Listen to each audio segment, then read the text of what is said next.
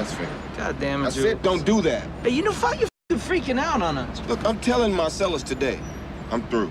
But why don't you tell him at the same time why? Don't worry, I will. Yeah, and I bet you $10,000 he'll ask his ass off. I don't give a damn if he does. Marvin, what do you make of all this? Man, I don't even have an opinion. Well, you gotta have an opinion. I mean, do you think that God came down from heaven and stopped? Oh, what's happening? Oh, Man. Oh, man, I shot Marvin in the face. So, if you couldn't tell based on my masterful editing, Marvin just got shot in the face. But where the real bad physics comes in is later on when we see the same car being examined after the shooting. Philosophy that once a man admits that he is wrong, that he is immediately forgiven for all wrongdoings. Have you ever heard that? get the out my face with that shit. The said that shit never had to pick up itty-bitty pieces of skull on account of your dumb ass. Now, on closer examination, something seems strange with the back window of this car. The fact that the bullet would have followed the same trajectory as the rest of the blood, it seems like the window itself is undamaged, with no bullet holes or any cracks in it whatsoever. Everybody's favorite hitman, Vincent Vega, has a specific choice of gun, that being the Auto Ordnance M1911A1. Now, this is a .45 caliber type bullet, which means the diameter of the bullet is about 0.45 inches, which can help with volume calculations. Additionally, this is a full metal jacket type bullet. This means it's surrounded in a casing of metal, allowing it for much higher velocity when exiting the gun. We also have to take into account the distance between the gun and Marvin.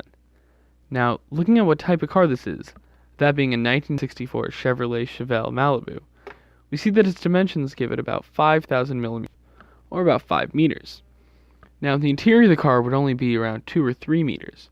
Between the gun and Marvin can't be any more than around 50 centimeters, and again, this math isn't perfect. However, this distance is so small that it's ultimately negligible. The bullet will be flying at such a high velocity that such little air resistance would do almost nothing to slow it down. Some other useful information is the fact that this bullet will be flying out of the barrel of this gun at almost 300 meters per second, and 290. Finally, it's time for some calculations. First off, we'll be finding the kinetic energy of the bullet by using the formula Ke equals 1/2 mv squared. We already know that v is 290 meters per second, and with this result, we now see that the mass of the bullet is around 0.0162 kilograms, which can easily be plugged into the equation.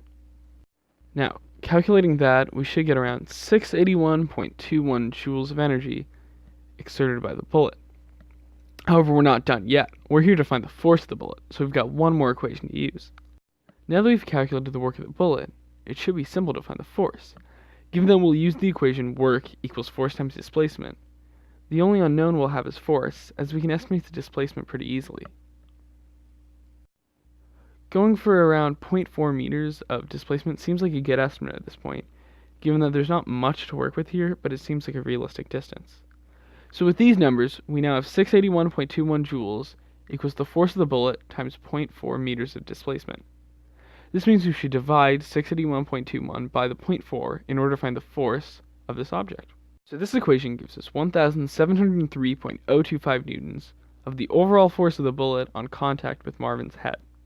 Now, obviously, this isn't a good number, as Marvin dies, and there's a lot of blood, so it doesn't work out very well for him.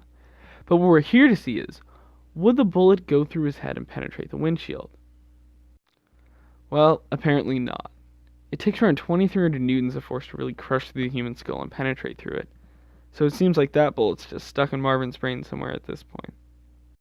Well, surprisingly, the physics in this weren't that bad. But, speaking of Tarantino movies, if I decided to do one of these on Inglourious Basterds, this probably would have lasted a couple hours. Well, that's all. Thanks for watching.